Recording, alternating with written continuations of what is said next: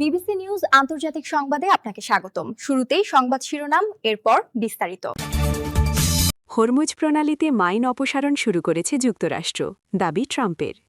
যুক্তরাষ্ট্রের তেলকে বিশ্বের সেরা ও সবচেয়ে মধুর বললেন ট্রাম্প। ইসলামাবাদে ইরান যুক্তরাষ্ট্র আলোচনা শুরু। নিষেধাজ্ঞা তুলে নেওয়ার পর আল আকসায় জুমার নামাজে লাখো মুসল্লি। আপনি যদি মুসলিমদের পাশে থাকতে চান তাহলে ভিডিওতে লাইক করে চ্যানেলটি অবশ্যই সাবস্ক্রাইব করে দিবেন এবং কমেন্টে জানিয়ে দিবেন আপনার মূল্যবান মতামত। হরমুজ প্রণালীতে মাইন অপসারণ শুরু করেছে যুক্তরাষ্ট্র, দাবি ট্রাম্পের।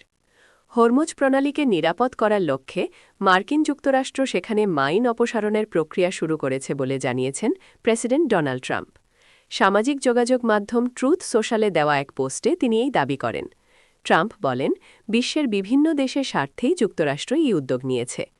ট্রাম্প তার পোস্টে দাবি করেন, ইরান যেসব নৌকা দিয়ে এই মাইনগুলো ছড়িয়েছিল তার ২৮টি এখন সমুদ্রের তলদেশে ধ্বংস হয়ে গেছে। তিনি আরও দাবি করেন, ইরানের বিমান ও নৌবাহিনী তাদের সক্ষমতা হারিয়েছে এবং দেশটির অধিকাংশ ক্ষেপণাস্ত্র ও ড্রোনও ধ্বংস করে দেওয়া হয়েছে। ট্রাম্পের ভাষায়, এখন ইরান বা তাদের মিত্রদের কাছে একমাত্র অবশিষ্ট হুমকি হল এই সমুদ্র মাইনগুলো, যা অপসারণের দায়িত্ব যুক্তরাষ্ট্র নিজেই কাঁধে তুলে নিয়েছে। তিনি সমালোচনা করে বলেন, চীন, জাপান, দক্ষিণ কোরিয়া, জার্মানি ও ফ্রান্স সহ বিশ্বের অনেক দেশই হরমুজ প্রণালী দিয়ে জ্বালানি তেল ও গ্যাস আমদানি করে, কিন্তু এই গুরুত্বপূর্ণ পথটি নিরাপদ করার মতো সাহস বা ইচ্ছাশক্তি তাদের নেই।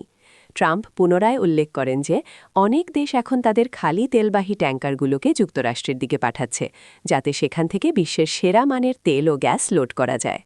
আপনি যদি মুসলিমদের পাশে থাকতে চান তাহলে ভিডিওতে লাইক করে চ্যানেলটি অবশ্যই সাবস্ক্রাইব করে দিবেন এবং কমেন্টে জানিয়ে দিবেন আপনার মূল্যবান মতামত।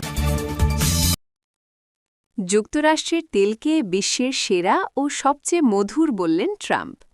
যুক্তরাষ্ট্রের প্রেসিডেন্ট ডোনাল্ড ট্রাম্প বলেছেন, বিপুল সংখ্যক খালি তেলবাহী জাহাজ যুক্তরাষ্ট্রের দিকে যাচ্ছে, যাতে তারা বিশ্বের সবচেয়ে সেরা ও সবচেয়ে মধুর তেল এবং গ্যাস লোড করতে পারে।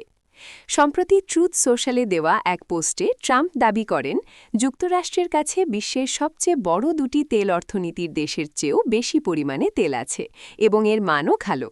আমরা আপনাদের জন্য অপেক্ষা করছি, দ্রুত চলে আসুন। তিনি এমন এক সময়ে পোস্টটি করেছেন যখন যুক্তরাষ্ট্র, ইসরায়েল ও ইরানের মধ্যে যুদ্ধ পরিস্থিতির কারণে বিশ্ববাজারে তেলের দাম ওঠানামা করছে। বেঞ্চমার্ক ব্রেন্ট ক্রুড তেলের দাম সম্প্রতি $110 ওপরে উঠে যায়। এরপর যুক্তরাষ্ট্র ও ইরান একটি শর্ত সাপেক্ষ 2 সপ্তাহের যুদ্ধবিরতিতে সম্মত হওয়ায় তা 15% কমে $92 কিছু নিচে নেমে আসে। এই চুক্তিতে হরমুজ প্রণালী পুনরায় খুলে দেওয়ার বিষয়ও রয়েছে। ইরান বিশ্বের গুরুত্বপূর্ণ শিপিং রুট হরমুজ প্রণালীতে। আপনি যদি মুসলিমদের পাশে থাকতে চান তাহলে ভিডিওতে লাইক করে চ্যানেলটি অবশ্যই সাবস্ক্রাইব করে দিবেন এবং কমেন্টে জানিয়ে দিবেন আপনার মূল্যবান মতামত। ইসলামাবাদে ইরান যুক্তরাষ্ট্র আলোচনা শুরু।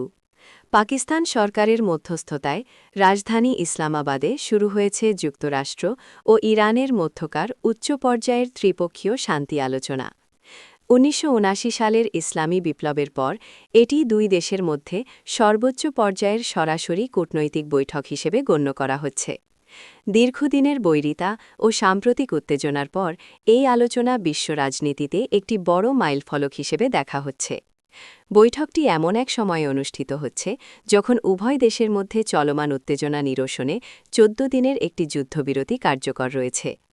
ইসলামাবাদের এই আলোচনার মূল লক্ষ্য হল সংঘাত স্থায়ীভাবে বন্ধের একটি পথ বের করা। পাকিস্তান এই আলোচনার আয়োজক ও মধ্যস্থতাকারী হিসেবে কাজ করছে, যা দুই দেশের মধ্যকার অবিশ্বাস দূর করতে গুরুত্বপূর্ণ ভূমিকা পালন করছে। শান্তি আলোচনার এই নতুন পথ চলা বিশ্বের শান্তি ও স্থিতিশীলতার জন্য অত্যন্ত তাৎপর্যপূর্ণ বলে মনে করছেন আন্তর্জাতিক পর্যবেক্ষকরা। সবার নজর এখন ইসলামাবাদের আলোচনার টেবিলে, যেখান থেকে উভয় পক্ষ কোনো দীর্ঘস্থায়ী ও টেকসই চুক্তিতে পৌঁছাতে পারে কিনা তা দেখার অপেক্ষায় রয়েছে পুরো বিশ্ব।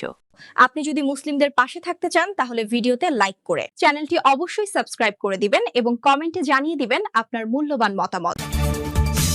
নিষেধাজ্ঞা তুলে নেওয়ার পর আল আকসায় জুমার নামাজে লাখো মুসল্লি। যুক্তরাষ্ট্র ও ইরানের মধ্যে যুদ্ধবিরতির পর পুনরায় খুলে দেওয়ার একদিন পর পূর্ব জেরুজালেমের আল আকসা মসজিদে জুমার নামাজে 1 লাখের বেশি মুসল্লি অংশ নিয়েছেন। ইসলামী কর্তৃপক্ষের বরাতে জেরুজালেম থেকে এএফপি জানায় শুক্রবারের নামাজে 1,00,000-এর বেশি মুসল্লি অংশ নেন।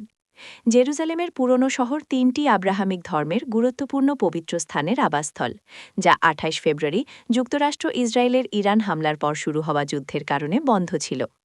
এই পুরনো শহরের ভেতরেই রয়েছে মুসলমানদের জন্য আল আকসা মসজিদ, ইহুদিদের জন্য ওয়েস্টার্ন ওয়াল এবং খ্রিস্টানদের জন্য চার্চ অব দ্য হোলি সেপেলকার, যেগুলো সবই পূর্ব জেরুজালেমে অবস্থিত, যা ইসরায়েল দখল ও একীভূত করেছে। মধ্যপ্রাচ্যের যুদ্ধে 2 সপ্তাহের যুদ্ধবিরতি ঘোষণা হওয়ার একদিন পর বৃহস্পতিবার এসব ধর্মীয় স্থান আবার মুসল্লি ও দর্শনার্থীদের জন্য খুলে দেওয়া হয়। চলতি বছর পবিত্র রমজান মাসেও মুসল্লিরা আল আকসায় প্রবেশ করতে পারেননি।